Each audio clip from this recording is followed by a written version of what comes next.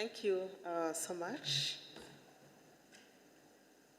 Allow me to stand on all protocol that preceded, especially that on this hour of your Friday, and the room that is getting emptier and emptier, then it's obvious that we needed to keep it as short as we can.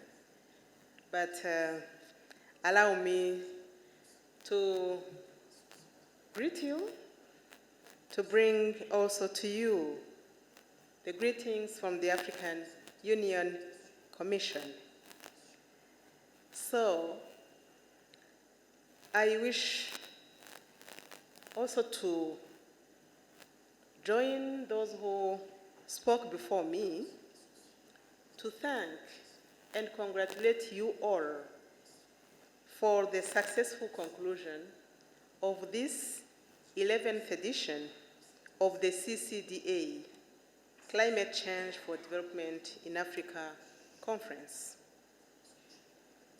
As one of the pre-events for the Africa Climate Summit, we are pleased that the outcomes of the sessions will feed into the discussions and thematic areas of the summit that is scheduled to take place from tomorrow, 4th of September. Your Excellencies, ladies and gentlemen, the latest IPCC assessment report indicates that Africa is projected to experience more frequent and intense heat waves, droughts, floods, storms, and wildfires under or emission scenarios, despite the continent only contributing less than 4% of global greenhouse gas emissions. And these extreme events will have dire consequences for livelihoods, development, affect many African economies, but of course, like we've been reminded, human lives are at risk. It's imperative, therefore, that we come together in global solidarity to address the challenges at hand. Africa, for sure, needs new, additional, at-scale, fit-for-purpose, and predictable financial support from developed countries to tackle Africa's climate vulnerabilities and threats as predicted in this report I just quoted. This is simply justice as needed. But at the same time, we have some good news. The African continent is a solutions powerhouse, like we have heard from my dear brother Pedro. This solution powerhouse for saving the climate, not just for itself, but for the entire world. Africa, indeed, can be a hub for sustainable climate financing and investment. Of course, its natural resources, of which we know land, we know solar, we know minerals, forests, waters, and what can I also say? They represent an asset class that can position the continent to become a globally competitive investment destination for green financing and investment. Needless to mention, Africa's youthful workforce that in few years ahead will surpass that of China and India combined. Utilizing this potential is crucial in shaping the future of Africa. The future of Africa hinges on its capacity to link climate action and its industrialization as it integrates its productive systems and markets. By adding value to its resources and by trading within and beyond, Africa will create jobs that will not only sustain lives, but also achieve true transformation and wealth. However, African governments have to live with limited fiscal space and social vulnerabilities that are exacerbated by climate and disaster shocks, which negatively impact growth and development. Without substantial and timely interventions, African governments will continue to face challenges in meeting their national development needs as a result of debt distress, because they are on average spending an estimated 8 times more on debt servicing every year, and thus undermining future resilience and growth prospects. This situation calls for effective financing instruments to mobilize climate finance and investments for African countries. Therefore, we implore the international community to lend their support at the Africa Climate Summit and indeed at COP28.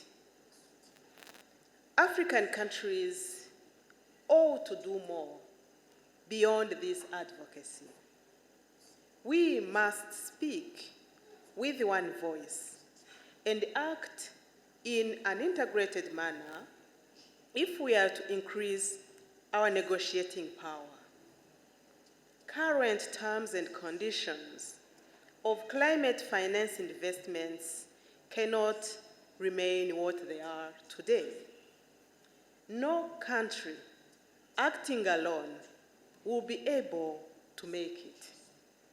Africa is stronger together, and the world is safer with a stronger Africa. Excellencies, distinguished ladies and gentlemen, I'm happy to note that the outcome from the 3 days, I don't know whether you started on Tuesday or Wednesday, because this is your Friday. So after the work that you have covered over these 3 days of deliberations, as presented today, your outcome, for which I congratulate you, responds to these aspirations and provides detailed analytical, data-driven, and evidence-based recommendations that will feed into the Africa Climate Summit outcomes and the collective Africa's position for COP28 in Dubai later this year. I would like to assure you that the African Union Commission is committed to the ClimDev partnership and to working with all regional economic communities, regional mechanisms, UN agencies and development partners, continental financial institutions, the private sector, and the civil society in ensuring that we fully implement the African Union Climate Change and Resilient Development Strategy and Action Plan, as well as the Green Recovery Action Plan. Recently, in collaboration with the Commissioner in charge of these climate change issues, and also Director Nyambe, who just introduced me, I led an initiative to mobilize our African Union organs, African institutions, our partners and key stakeholders, including all the people here on the podium, the stakeholders in the private sector and in civil society, to provide practical and operational actions towards the deployment of climate finance and investments to the African Union member states. We resolved to foster synergies among the different institutions for the benefit of our common constituency, which is Africa. And our action will focus on serving our member states better with capacity building, with national and regional programs design, with building a strong and credible project pipeline, de-risking mechanisms, early warning technologies, risk transfer, and global advocacy, just to name a few. We also committed to maintaining a scorecard to monitor progress across all member states in a more transparent and accountable manner. Indeed, someone before me mentioned the issue is not raising climate finance and investments. The issue is making it available and accessible. I don't know whom I'm quoting, but I took note in this phone. So Africa and African institutions, for that matter, have come of age. And the African Union calls for win-win and mutually respectful partnerships. We advocate for the reform of the global financial architecture in efforts to address the growing climate finance gap and address debt distress concerns to accelerate the implementation of the Paris Agreement and other climate change goals through a bold new vision that is devoid of division to support economic growth and climate action. And in so doing, the African Union advocates for more equitable support to all its member states, where additional, at-scale, and fit-for-purpose climate finance and investment products will flow with speed and fairness, preferably through African financial institutions, such as the FDB and the Afreximbank, who will be able to leverage these resources multiple times.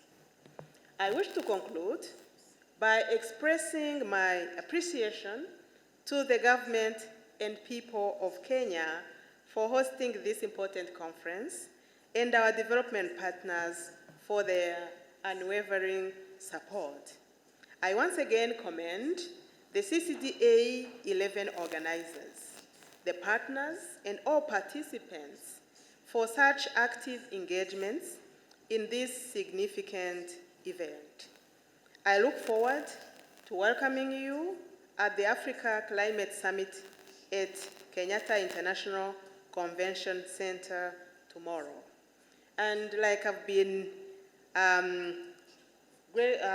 honored to actually move this note that this conference is coming to an end, I wish therefore to take this privilege as I thank you and declare this 11th CCDA conference closed.